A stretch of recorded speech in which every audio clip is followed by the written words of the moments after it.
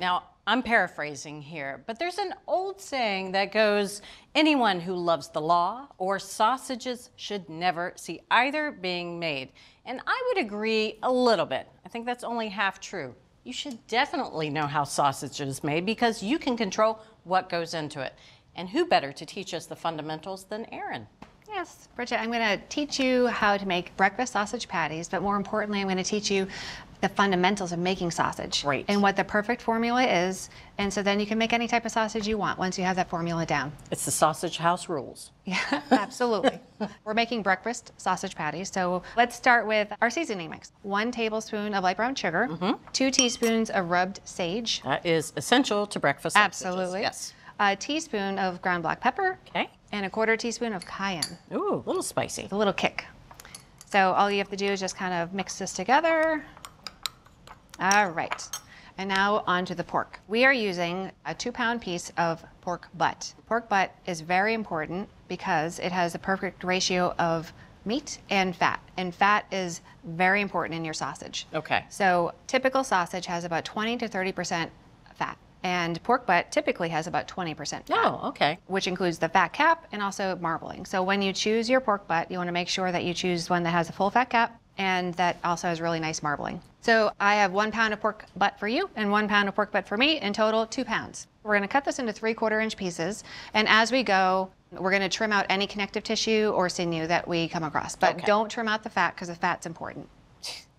You know who you're talking to. Am I ever going to throw away the fat? Absolutely not. I trust you. Okay. This is gorgeous pork. I really did not need to trim away much at all. So this is a star ingredient, but there's another ingredient that is very important, is critical, and that is salt. Typically, sausage has between 1.5% to 2% of the weight of the pork in salt. Okay. All right. And so we actually tried using 1.5%, 1.75%, and 2%. And we tasted them side by side, and we really landed on going with 1.5% as being the best. So in order to figure that out, we need to weigh our pork. We're not going to use ounces, we're going to use grams here. So here we have 962 grams. So I'm going to take that and I'm going to multiply that by 0.015, 14.43. So we're going to round to 14. Okay. All right, so we need 14 grams of salt. Because we're using the weight and not the volume, we can use table or kosher salt. And I have table salt here, so we want 14 grams of table salt. We've got all of these formulas, all of the ratios on our website. So I'm just going to add the salt to the pork, and I'm going to take our breakfast seasoning mix from earlier, and just going to toss it all. In order for the salt to be effective, we're just going to cover this, let it sit with the salt mixture on it for at least 8 hours and up to 2 days. All right, Bridget, our pork has been refrigerated for 8 hours. Okay. I'm going to take our pork and transfer it to a rim baking sheet, evenly space out the pieces. You can see how it's already firmed up. That 8 hours is very important, and you can tell that the salt is has already started working on this. The salt seasons the meat, it wards off harmful microbes, it restructures the proteins, which is going to allow it to hold on to its juices when it's cooking. It's going to dissolve the myosin, which is a protein in pork that is going to give it that glue that binds the sausage together and gives it that nice snap. gotcha. It's the Okay. sticky stuff. Yes. Now, when you grind the meat, it creates friction, and the heat is going to soften our fat and also our meat. So we're going to freeze the tray of meat for about 35 to 55 minutes until it's very stiff on the outside and very pliable on the inside. All right. And we're also going to freeze our grinding attachments.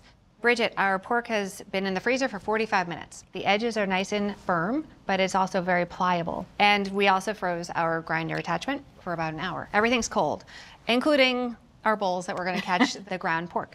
So I have a large bowl filled with ice, and I have a medium bowl inserted in it. So as I grind it, it's going to fall into this chilled bowl, and it's going to stay cold. Everything is cold. Everything's cold. So we're going to make a coarse ground sausage. So I'm using a die that is 3/16 of an inch to 1/4 of an inch. That's very important. All right, we're ready to grind. I'm going to turn this to medium. And I'm going to start feeding the pork in. If you don't have a meat grinder, you can use a food processor. So you just want to go to our website for the instructions. Great. Can you see the distinct meat to I fat? sure can. Yeah. So satisfying. It really is. The very simple steps that really make a difference. This stuff looks great. There's really no grizzle in this, Bridget. And it's firm, I can feel it, and it's just very, very cold. So the next step is I'm gonna need this bowl, Bridget, so can you dump the ice out and dry it for me, please? Okay. All right, here you go. It's still really cold. Which is good, Okay. right? Following the theme. Yes. Temperature. All right, so the next step is I'm gonna just transfer this to the larger bowl. So I'm gonna knead it for about 1.5 to 2 minutes. Okay. And I really wanted to encourage that myosin to kind of continue to break down. And you're gonna see that the size of the bowl is gonna be nice and tacky. And you're gonna see this kind of transform. And what that's gonna do is give our sausage that snap that we're looking for. All right. All right. And what I'm doing here is very similar to what you do when making bread, where you need the dough to develop the gluten, which is gonna give the texture that you're looking for. And what we're doing here is we're kneading the meat to bring out the myosin. Right. All right. So give us that nice snappy texture. Yes. I am pretty darn happy with this, Bridget. The myosin has been worked out, and you can see it on the sides of the bowl. Yes. The meat itself is still very, very, very chilled, and I think we're ready for the next step. As I weigh into portions, I want you to shape it into a 2.5 inch wide, 1/2 inch thick patty. This is going to make about 16 sausage patties, between 1.5 to 2 ounces each. Sausage number 1. All right. How cold is that? It's pretty chilled. Yeah, How's that look? that's beautiful. That's gorgeous.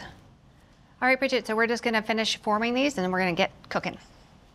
Okay, so Bridget, I have a 12-inch nonstick skillet heating up here over medium heat. I have 2 teaspoons of oil in there. Okay. It's hot. I can see it starting to shimmer. So we're gonna cook half of the patties at once. I like to start at the handle and then go in circular motion so that I can keep track of which one I fired first.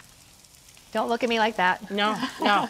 Us being more like you would be a very good thing. Oh, that's funny. So we're gonna cook these for about 3 to 5 minutes. I want it to be nice and brown. So it's going to allow some of that fat to render, but it's not going to get it too browned on the outside before the interior is Exactly. thicker. Yep. All right. To prove my point, you can see that this is the first one I put in. You can see that that one's further along than the others. Exactly. Just one of Starting those to things. change color around the edges. Absolutely, yes. Okay, so now I'm just gonna check the bottom and check that out. Nice and gorgeous golden brown. I'm just gonna note that I have 2 spatulas here. The first one I picked up the raw sausage with, put them in there. This is for the cooked parts. So I'm just getting under the sausage and flipping it over. All right? You don't want cross-contamination. You always wanna cook safely. So we're gonna cook these for another 3 to 5 minutes on the second side until it's nice and golden brown. And again, we're cooking this to an internal temperature of 145 to 150. Okay. All right. Okay, so I'm just gonna start taking temperatures, again, starting with the one that I put in the pan first. And we have nailed it, 146, Bridget. If any of them are not done, then we'll just kind of like pull them out of the pan last. Okay. All right, and you know what? They're all done. Perfect. So using my spatula.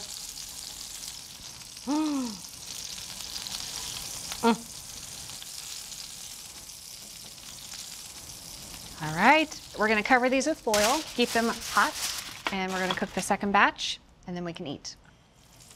Are you ready to take your cooking to the next level? Introducing the complete America's Test Kitchen TV show cookbook, featuring every recipe from every episode of America's Test Kitchen. That's thousands of recipes. That texture is unbelievable. Reviews Gadgets you didn't know you needed. and tips. Yes, there's some terrible choices, but there are also some amazing choices. We've spilled all of our secrets and included our insider notes alongside each recipe. Plus, there's a handy shopping guide so you know exactly what to grab when you're at the store. And of course, it makes an excellent gift. Get your copy today at americastestkitchen.com. Bridget, it is time to eat. It's breakfast time. Are you ready? I'm so ready. Okay. The whole kitchen is filled with the beautiful aroma Yep. of pork and spice.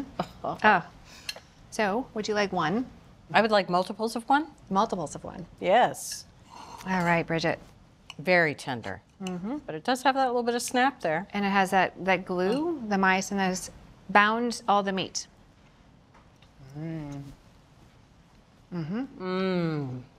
It's like a burst of flavor and really juices. Oh, so juicy. I mean, look at how little fat is on the plate. That's because it's still in here, all those meat juices. They're perfectly seasoned. Absolutely. Not too salty at all. Beautifully balanced spices. Now, is the breakfast sausage the only kind that we have? Now that you have the formula, you can make any type of sausage that you want. Pork, lamb, beef. We have a couple more recipes, and you can find those on our website. Great. Erin, you proved that precision is the path to perfect patties. Ooh, I love that.